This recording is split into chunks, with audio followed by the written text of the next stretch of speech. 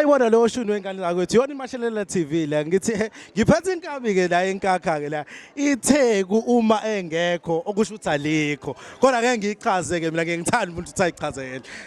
Sanibonani, igama lami ngulano uThukhilano the overseer. Lo muntu Pilato yini mfowethu? Mina okade abona ke lathi abaphuma esandleni kanje. Size lana ke ngentokozo mfowethu igama ngulinda wakwaSibeko but kwi-industry bangazi ngoThuki. Okay.